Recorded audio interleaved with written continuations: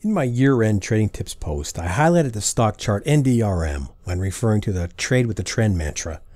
Now, this stock was on fire for various reasons and was clearly momentum upside on the day. The train of thought of it's gone too far took over for a lot of people, and those that could shorted this stock. They shorted and they got blown out of the trading waters. Now, there's no denying that the move on the day was parabolic price patterns, and more so in the last few hours of the session. Now, more often than not, a parabolic move or a blow-off indicates at least a short-term reversal in price.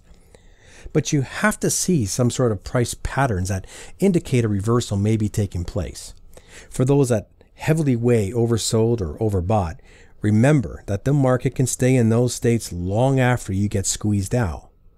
Keep in mind, though, that reversal does not always mean a change in trend, but a correction of the main move of recent price action.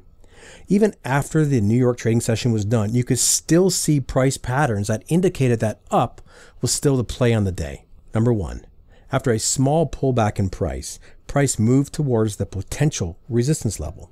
It formed a smaller range squeezed up against the potential resistance level. The formation of the smaller range is something I'm a fan of when wanting to position before the potential upside or downside break. Number two, keep it simple. You don't need to know all the names of the various chart patterns. What causes it and what makes up the underlying pressure is what matters. Lower highs, but the buying pressure is holding the bottom. And number three, a simple failure test. Now, I am not insinuating that these are tradable without liquidity issues, but they can be used as an indication that upside was still in the cards at these times. Now, things change though, and one simple way to see the change is through trend lines.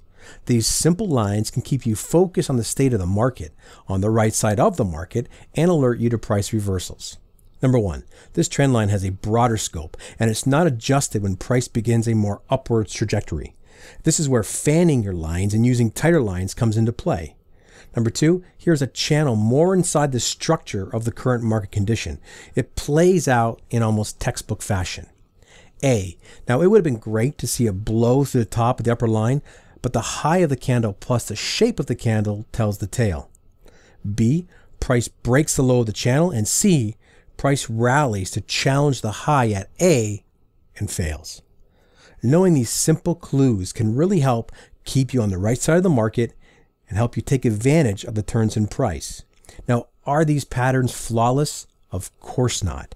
Nothing is 100% in trading, but there are probabilities, and basing your process on underlying buy-sell pressure and the patterns that they make, it's a great place to start. In my next video, I'm going to touch on another method with price patterns that you can use to help you clue in to potential changes in price trajectory.